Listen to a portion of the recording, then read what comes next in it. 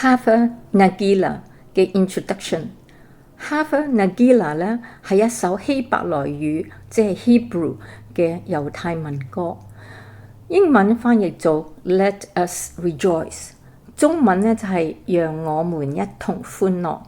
有一個好動聽、好易記嘅曲調，好多個國家都有唱佢嘅，同埋所有嘅曲種都中意採用呢一首民歌。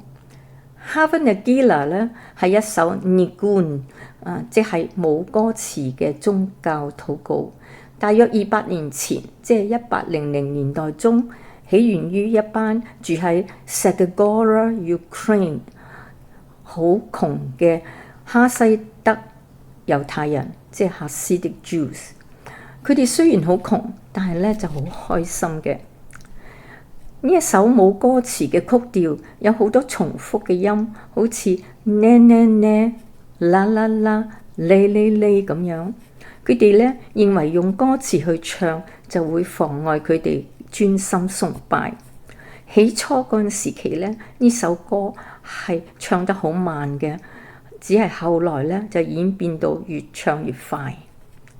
19世紀咧，好多猶太人為咗避免迫害，就帶同呢一首歌逃離去巴勒斯坦，即係 Palestine。希伯來大學即係 Hebrew University 一位專長猶太民族音樂學嘅教授 Professor Abraham Zvi Eidelson 同佢一個學生 Moshe Nathanson 喺1918年就將呢個曲調錄咗音，再加上希伯來歌詞同埋節拍。歌詞咧翻譯成英文咧就係 Let us rejoice and be happy. Let us sing and be happy. Awake, my brothers, with a happy heart. 1920年代有200幾萬嘅猶太人移居去美國， Hava Nagila 就變成好火紅，好多婚宴呢都就呢一首歌。非猶太裔嘅歌唱家都將呢一首歌加入佢哋嘅表演歌目嗰度。其中最出名嘅咧就係 Harry Belafonte， 1959年喺 Carnegie Hall 表演呢一首歌。聞說呢，佢每一個音樂會咧都會表演呢一首歌嘅。佢曾經講過，大部分嘅美國猶太人呢都係喺佢嗰度學唱呢一首歌嘅。Connie Francis 咧，亦都喺1960年喺 Jewish Favorites 嗰個 album 嗰度唱咗呢一首歌。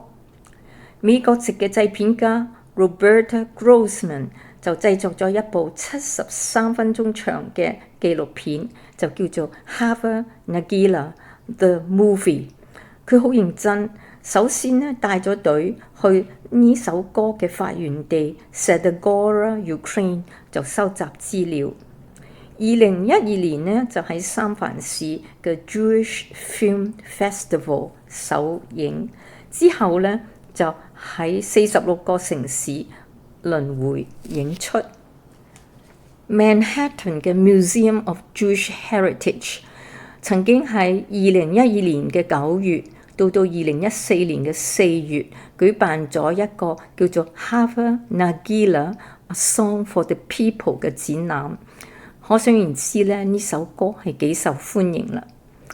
羅超眉咧就採用咗 Dance Hava Nagila 嘅錄影，代入我哋兩個嘅 Hava Nagila 虛擬鋼琴4首嘅錄音。